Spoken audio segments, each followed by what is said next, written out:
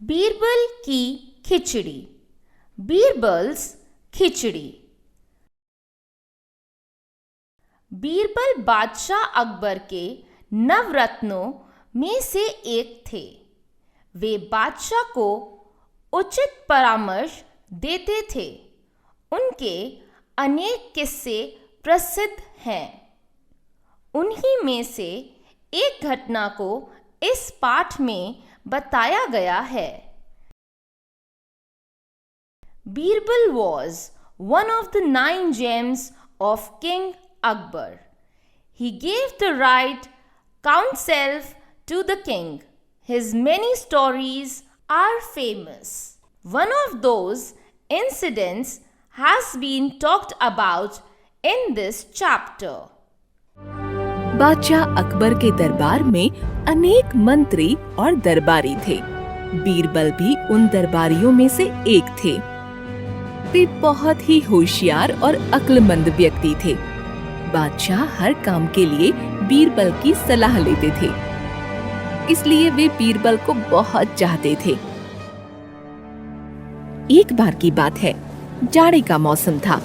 शाम का समय था। अकबर और बीरबल शहर का भ्रमण कर रहे थे।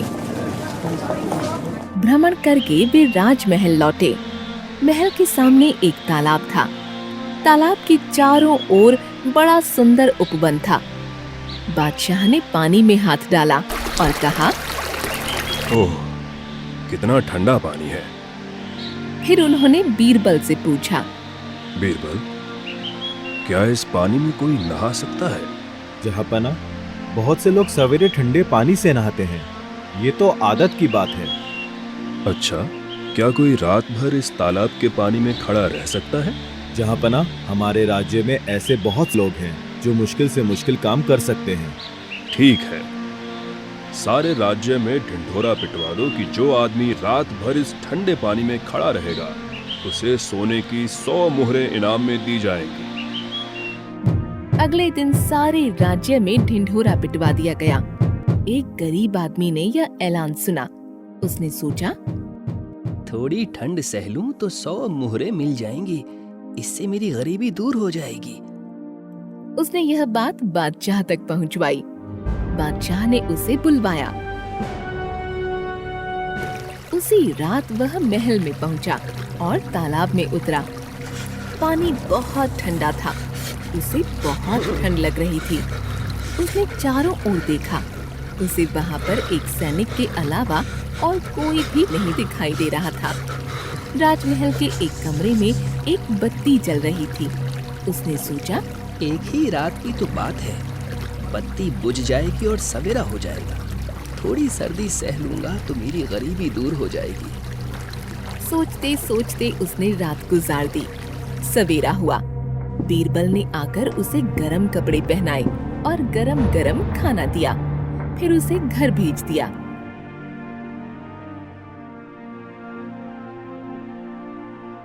कुछ देर आराम करके वह आदमी इनाम लेने के लिए दरबार में आया। बादशाह ने पूछा, क्या तुम ही वो आदमी हो जो पानी में खड़े थे?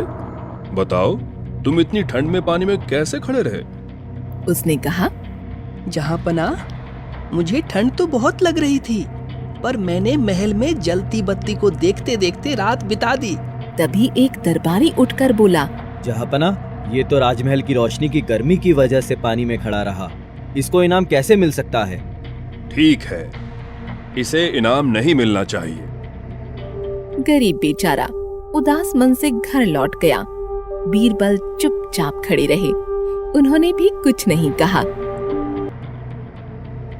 कुछ दिन बीते। एक दिन बीरबल ने बादशाह से कहा, जहाँपना, आप रोज ही शाही खाना खाते हैं। आप मेरी बनाई खिचड़ी खाएंगे तो उंगलियां चाटते रह जाएंगे। ऐसी बात है? फिर एक दिन तुम हमारे लिए खिचड़ी बनाओ, हम सब खाने आएंगे। यह तय हुआ कि दूसरे दिन बीरबल खिचड़ी बनाएंगे तथा बादशाह, बेगम और दरबारी खिचड़ी खाने बीरबल के घर जाएंगे। दूसरे दिन दोपहर को सब लोग बीरबल के घर पहुंचे। बीरबल ने सबको बैठक में बैठाया। फिर बोले, बस थोड़ी देर में खिचड़ी तैयार हो जाएगी। काफी देर हो गई पर खिचड़ी का कहीं नाम नहीं। बादशाह ने पूछा, बीरबल, देर क्यों हो रही है? बस कुछ देर इंतजार करें, खिचड़ी लगभग तैयार है। लगभग 1 घंटा और बीता। भूख के मारे सबकी हालत खराब, लेकिन खिचड़ी का कोई नाम नहीं। बादशाह ने गुस्से से कहा, बीरबल, ये क्या तमाशा है? खिचड़ी कहाँ है? भूख के मारे हम सब बेहाल हो रहे हैं। जहांपना, खिचड़ी बन रही है, थोड़ी देर और। तुम्हारी खिचड़ी कहाँ बन रही है? चलो दिखाओ। बीरबल उन सब को लेकर पीछे बाग में गए। बाग में एक जगह 3 लंबे बांस गड़े थे। बहुत ऊपर एक हांडी थी।